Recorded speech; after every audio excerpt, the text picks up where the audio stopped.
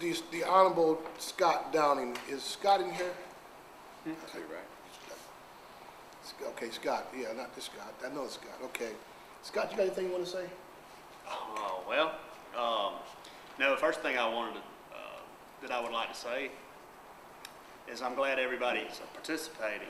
It's very important. I believe that this is the best way for commissioners to actually get things in front of the legislators. The General Assembly takes our staff very seriously. They take our issues very seriously. Now, they do treat us like a red-headed stepchild occasionally because we are part of the state government. But we've been very successful in getting our concerns in front of the General Assembly. That all comes from this council right here, and this is the best place when you, especially for those of us that are in the smaller counties, that we're now outnumbered. Nothing against the northern counties, but we're now outnumbered on the vote. So I think that the ACCG Policy Council is the best place to have our concerns heard at the General Assembly. So I want to thank everybody for participating. I want to encourage anybody who is listening on the web or hears this recording later to participate in these councils. They're very important, and the work that they do to determine our platform is, I think, imperative to our mission. Thank you, Scott. Appreciate that. I want to before I just give the purpose of this meeting here, is to congratulate the ACCG for 100 years. You need to congratulate yourselves, because if you all attended our convention in Savannah, I had a great time. I was just really moved, and I have my flag behind our day as we do our board meetings. I hope that you have it too, so that everyone know that we're proud of our 100-year history. And we had the blessed opportunity to have our president, our president, who is Kevin Little, who is the first president in the centennial year, and our first vice president, Charlotte Nash, and there were several other electeds that I got to remember their names. But anyway, congratulations to our new officers, congratulations to our new board of managers, and all those involved. And I want to also say that the Economic Development and Transportation Policy Committee, you'll hear a little bit later on how important we are this year, because some critical issues that we're going to need to address. So with that said, as I previously stated, this is the first of our 2 Economic Development and Transportation Policy Committee meetings. The purpose of the day meeting is to provide a legislative update from the 2014 session, and then to begin discussion on our platform and our issues that are on the horizon. That's where we're going to have to really dig in right there. Feedback from today's meeting will be used for the purpose to perform the platform changes or propose our platform changes that will be voted on in our second meeting. That meeting will be held later this summer. I believe it's going to be June. The subcommittee meeting June. Second meeting August. Okay. A subcommittee will be in June, and the voting meeting will come back in August. So I want to encourage you to at least advise your other elected officials with you to be watching these subject matters, because it's very, very important. So before we move on the agenda, does anybody have any questions they'd like to throw out? Okay, hearing none, then I want to turn this meeting over to Shaun Adams, who's going to take the meeting from here. And he's going to go forward with legislative updates and any upcoming issues. And then we'll move to, after his presentation, and then we'll move to assignment of subcommittees. And then we'll have panelist platform discussions, and then we will then from there adjourn and go to lunch. So we look forward to your participation and discussions. Shaun? Thank you. We're on to the legislative update portion of our agenda. And although it was a fairly quiet year in terms of legislation that passed in the transportation arena and economic development, there are a couple of items I do want to throw out there. The annual GDOT bill, and I will welcome Terry to speak to it if you'd like to. House Bill 774 passed, and in there was a nice provision to help local governments out that increases the threshold by which road construction contracts must be let out by bid from $20,000 to $200,000. So hopefully that will provide a little more wiggle room from a local government perspective. There was an effort in the Senate there to require multiple bids to be used, and at least the language was written broadly to say, I believe it was multiple estimates.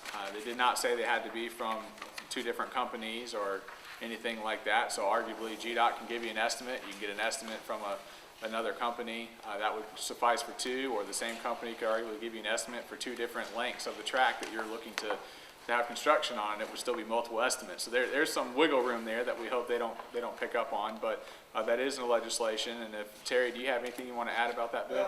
Yes, it's a driving force. Our quick response program that my office is administering now, it's primarily geared towards state routes, and it's a negotiated contract up to $200,000, and it's really allowing us to do a lot of safety and operational improvements around the state.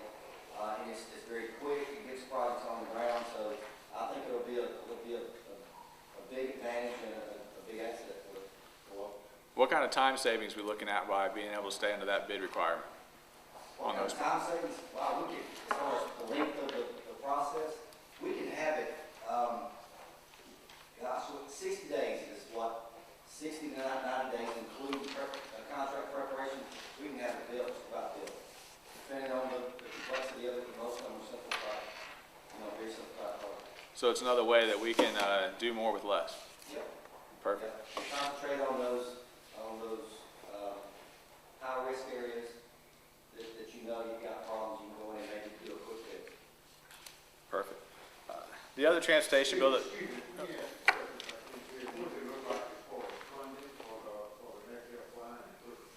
As far as quick response, they funded it in 13 and 14. We had about 15 meetings. We did not get funding for it in 15, but the commissioner is still working with the governor's office and hopefully trying to get some maybe supplemental budgets. But right now, I'm winding down on what we had for those 2 fiscal years, and at this point, we need to be funding for 15. Mr. Chairman, is there anything in our policy we can address as far as encouraging this with the legislature for the future? And we certainly be in favor of that. But we have different positions regarding the various programs in terms of LMIG, GTIB, things of that nature, but we could definitely look at a position. We've got a broad-based funding position encouraging them, but we surely could target quick response if we wanted to and let them know kind of where we want to be from a quick response aspect of it and how we can get that funding and make the most use of that. So we can look into that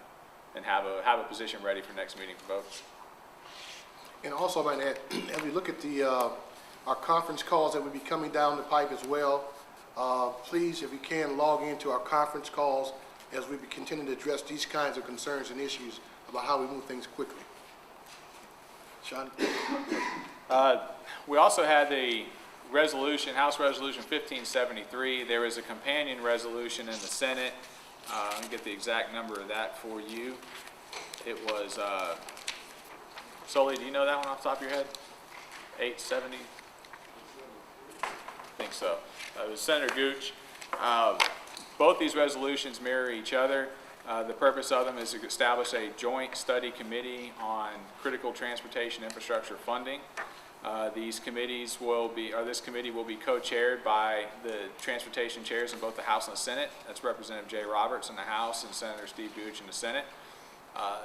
We'll go into a little more detail about that study committee and some of the possible issues and schedules moving a little further on, but that legislation was passed and had support, heavy support from both chambers, so I wanted to point that in your direction. That's really it from a transportation standpoint. On the economic development side, there was quite a few pieces of legislation that were out there, both that specifically dealt with development authorities and some that maybe focused more on public-private partnerships and vertical construction aspect of it. Senate Resolution 875, we're going to talk about a little bit later, is one that passed. It's a study committee looking at the reporting of tax abatements and other economic development incentives impacting tax digest. And then, more importantly sometimes, is some of the legislation that didn't pass. And I want to run down that for you a little bit. On the transportation side, we had a couple of bills drop after crossover designed to give us that heads up that they want to have a discussion in the off session. Both these bills focused on truck weight limit increases. House Bill 1087, sponsored by Representative Chad Nimmer, who's a logger by trade, and House Bill 1100 was sponsored by Ron Stevens, and that's actually a port proximate truck weight limit bill looking at a permit specific to 20-mile radius from a deep water port facility or intermodal facility. Both of these bills propose increases on weight limits based on permits. The permit fees are there, but as you well know, any fee that gets collected at the state level, absent it being dedicated by a constitutional amendment, it goes into the state general fund, and we're subject to their appropriations in order for that money to actually come back and help us out. So those are a couple bills that we plan on having those conversations about over the summer that we're hoping to stay separate from this joint study committee on transportation funding, but it is a big issue. On the economic development side, House Bill 921 and House Resolution 1239 were both sponsored by Representative Matt Dollar. Given his Cobb County district, many of you can probably guess where that legislation derived from. They failed to pass. There are also three bills, House Bill 960, Senate Bill 374, and House Bill 833, all kind of dealt with slum designation, changing slum to pockets of blight, which we think is a good policy. Unfortunately, none of these bills passed. House Bill 960 and Senate Bill 374 also had other legislation centered around the Beltline and providing for a public-private partnership element to that with regard to developments and projects centered around the Beltline. It is written in such a way it could go beyond the Beltline in the future, but right now the Beltline is the only project that fits the definition. Tom, I don't want to put you on the spot, but I know that being inside the city of Atlanta and all, and your guys' involvement, was there anything about that you might want to add for the commissioners? Okay. We think it's good legislation. It got tied up there at the end, but there's a lot of good pieces to that, so I anticipate seeing that come back next year and look forward to working with all the stakeholders and making that happen. We also had a resolution on motor fuel sales tax on jet fuel that Representative Jay Roberts had that did not pass, but I have a feeling jet fuel surcharges, things of that nature, may be something that gets discussed over the summer. And Senate Bill 255 was another one that failed to pass that I know the plan is for it to come back, and it dealt with a public-private partnership on vertical construction. This is a bill that it was routinely stated during session that this is another tool in the toolbox for local governments. Every time, and I think it's one of the reasons why it stalled, is every time they were asked, what incentive is there to use this tool? Why do we need it now? Or what can this tool give us that we cannot do currently? It was very hard for them to articulate. They worked really hard with the local governments to make sure that we were at peace with the bill. We supported it for that purpose, but at the same time, the bill did not provide a huge incentive for you to use the process. Their purpose was to try to establish a standardized process for P3 vertical construction and procuring those projects and bidding them out, something that they felt would help mutually benefit state agencies, local governments, as well as the private sector looking at investing in these projects. For some of you, that may be a more important piece of legislation than others, but it is something that we're watching. We're staying involved with the stakeholders on that. They decided to table it towards the end because there are a lot of questions, but my understanding is that same group plans on bringing it back next year, and we'll continue to be at the table. We do not have a set policy position on P3 vertical construction. I know, again, we have a broad position regarding funding and everything for economic development, encouraging redevelopment, things of that nature, but if it is the will of the membership, it's something I encourage you to look at and consider. If you think you'll benefit from it in your jurisdiction, perhaps we should look at P3 vertical construction in general and kind of what guidelines we want to be able to provide, because surely they'll come back and seek us out during the 2015 session when it comes time for this legislation. I actually want to take time now to break away from the state and quickly talk to federal. Many of you may have heard recently that in the federal government, there's currently not any reauthorization for MAP 21 sitting out there. There are a couple provisions. I know the federal DOT, Anthony Fox, has put a provision or put proposed legislation out there from the White House administration as well. The Senate with Barbara Boxer has had recommendations from the Senate as well regarding various funding options and a longer-term reauthorization. Is something they're looking at. Unfortunately, they do not have the same haste and timeline that many of us states might have. And in Georgia, we're pretty heavily reliant on a lot of these federal funds. Some of these quick response projects and things of that nature that Terry talked about, some of those that come through federal funding and tie downs, we're not going to see any more of those get let after June, probably for at least a few months, absent something happening at the federal level because the Highway Trust Fund is going to go bankrupt. So something that we do from this committee standpoint, and since I help staff the Federal Policy Committee as well, for those of you who are on it, any recommendations we can have in terms of urging Congress to move forward and get a reauthorization done at the federal level so they can help us, because those federal dollars really play a big role in what our transportation funding looks like on the state level and how we can move forward. And really, it's going to play a big role in this Joint Study Committee conversation too, because we need to be able to see what can we do if we don't have these federal funds, and what can we do with these federal funds, and what kind of balance should we strike in any policies and funding options that we look at moving forward. So it's going to be a big part of the discussion, so please keep your eyes and ears out for that. We're working on getting these stories out to you through our ACCG website as they come down from DC and from our various contacts, so you can be on the lookout to read those and catch up on it. And I think it's something that we'll look for a proposed policy position for our second meeting, and that I can take to the federal committee to add to their list as well. So just want to put that on your radar. Are there any questions about legislative update 2014 session? Anything that I did not mention? I just touched the highlights. Obviously, there are more bills out there, but I know those are some of the big ones that we tracked during session. If not, I'm going to move on to the upcoming issues, and the first one there that you see on your list is the Joint Study Committee on Critical Transportation Funding that we've spoken to. In your folder, you'll have a quick little one-pager regarding the Joint Study Committee. It's titled appropriately so at the top. There's the resolution number I was looking for. 1064 was the Senate resolution. As I mentioned before, this is going to be co-chaired by Representative Roberts and Senator Steve Gooch, but also to give you an idea of the makeup, there's also the House and Senate appropriations chairs will be a part of this study committee, since it's a funding bill or a funding study committee. And the Speaker and the Lieutenant Governor both have 3 appointees. To my knowledge, solely correct me if I'm wrong, they have not been appointed yet, and my guess that will not occur until after the primary. So be on the lookout for that as well. If you have any insights there and want to be a part of it, there's no harm in asking. Also, ACCG's Executive Director, GMA's Executive Director will be at the table, as well as the Georgia Chamber President and the President of the Metro Atlanta Chamber.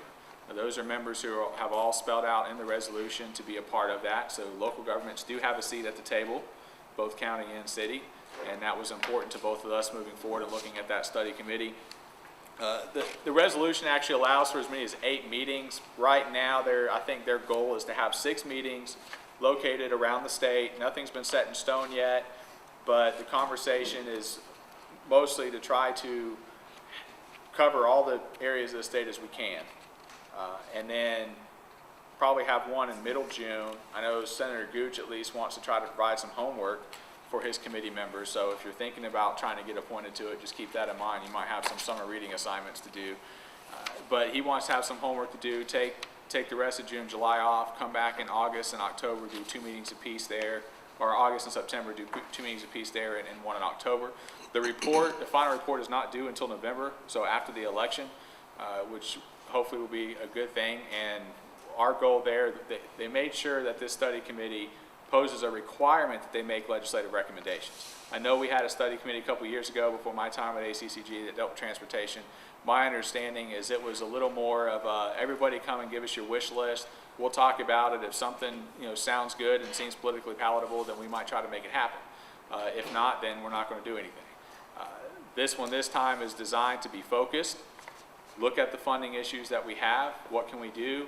All options are on the table going in early on to have a clear-cut discussion, and there is going to be that requirement that they make some legislative recommendations. We'll likely see at least one, if not multiple, bills spawned from the study committee in the 2015 session.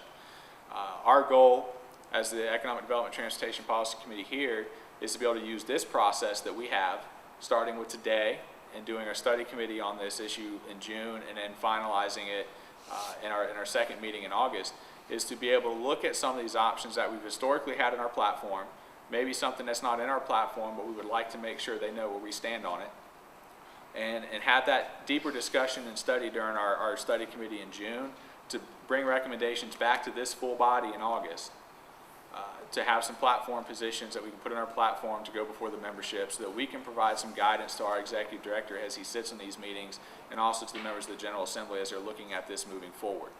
So that's what our focus is, and that's where we can really use your help and taking the time to dig into this, because this is a critical piece.